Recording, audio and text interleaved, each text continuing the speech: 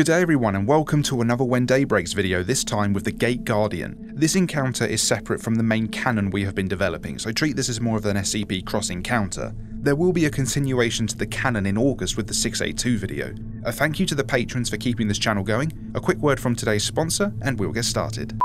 Now, I'm a sucker for a nice set of playing cards, and a beautiful new SCP deck is about to come out. Let's have a look. You've got black and white to choose from. The premium gilded packs even come with this gorgeous iridescent effect on the edges. Check out these designs and illustrations as well, don't they look amazing? Bold, crisp, yet minimalistic but still aesthetically pleasing on the eye. Doesn't 049 look so cool in this one? And what about the red accents on the 939 sketch? Awesome. Everyone who backs the project will also have the opportunity to have their own MTF Frontrunner shirt with customizable text. So if you want your own pack, then follow the link below to the Kickstarter and get your pack of SCP playing cards today.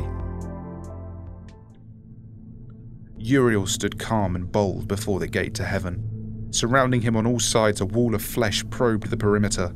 Things that were once human, corrupted and mutilated into something new, something inferior to his master's creation. The sun stared down at him with its evil red eye, taunting him. Uriel felt no fear. The flesh could not pass the barrier. A deep moat of ash and charred earth marked where so many of these abominations had tried and failed to cross. Uriel sneered. The sun still stared at him. A blinding explosion shook the landscape as another monster tried its luck. It was obliterated in an instant. Another tried, and then another. Uriel looked out with disdain. These were once people. They had families, commitments, and dreams. His master's very first creation had turned on them all. What once lit up the sky had now plunged creation into a different kind of darkness. Why did his master not act? The question entered his mind again. His thoughts were interrupted as another creature crossed the boundary. No, all of them were crossing. This he would like to see. Uriel arose and surveyed the scene. He was shocked to see the sun pushing all its infantry onto the front line. What was this? Did the sun hate his master's creation so much that it was determined to see its own warped attempt at life destroyed? It was inconsequential.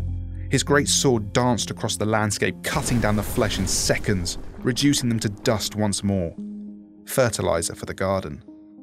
Then he understood. These weren't infantry, they were pawns. He sensed something big across the boundary. Great conglomerations of humans and animals now melted and moulded into monstrous forms approached him. The bishops made their move. Two great horned beasts charged straight at him. They were too immense for a direct strike. So instead he swiftly darted to the side and with one great swipe decapitated them. A quick follow-up attack reduced the pieces to ash. He heard a screech from behind and dodged as several smaller but more nimble things on large legs appeared above him. The enemy's knights darted from side to side. A futile effort. Blinding arcs of energy shot out from his weapon and vaporized them all. He continued mopping up the pawns awaiting the rooks. The tide of flesh was relentless. His sword spiraled around the perimeter, creating a whirlpool of ash and embers. A low bellow vibrated off the ground as two titanic pillars of flesh approached him from opposite sides. Uriel had to physically crane his neck to look up at them. His weapon blasted chunks out of them, but their wounds were very quickly healed by more flesh. They came closer. They were going to swallow him and the gate. Uriel thrust his sword deep into the ground. The earth's crust fractured and the ground collapsed into the fire below. Uriel and the gate stood there on a pedestal as the rest of the ground and the flesh with it fell to flame. The pillars of flesh collapsed into millions of tendrils, all screeching as they tried to pull themselves out. Instead, they slowly burnt away and were silent. A high-pitched tone pierced him, and he looked out to see a deer approaching him. The opponent's queen. A broken memory returned. Had he seen this thing before? In another time and another place? Fire, blood, ice, and concrete filled his mind. He could not remember. The angel looked on, incredulous, as the ground reformed around him, sealing away the monsters. The deer commanded it. Its shaky legs moved without symmetry as the distorted head showed signs of what was once a face. This hybrid creature was fighting the sunlight, unsuccessfully. It was not of this world. The power this thing radiated was palpable, and Uriel felt fear.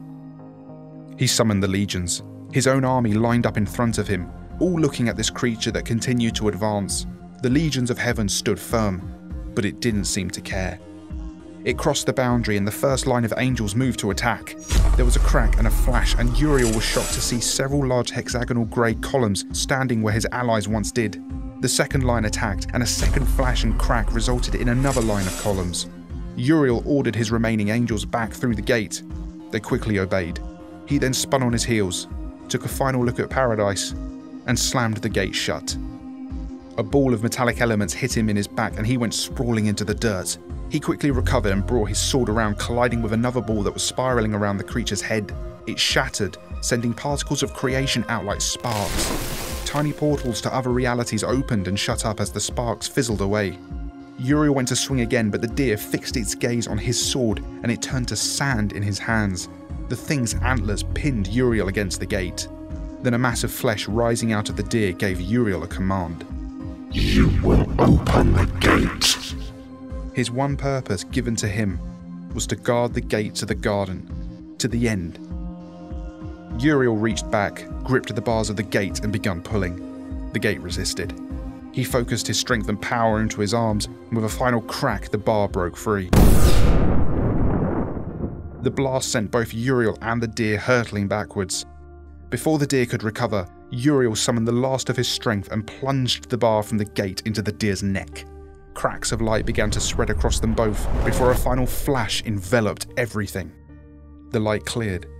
An unspoiled gate to Eden could briefly be seen fading away. In front of it was the charred and lifeless husks of the two combatants, slowly crumbling away to join the earth.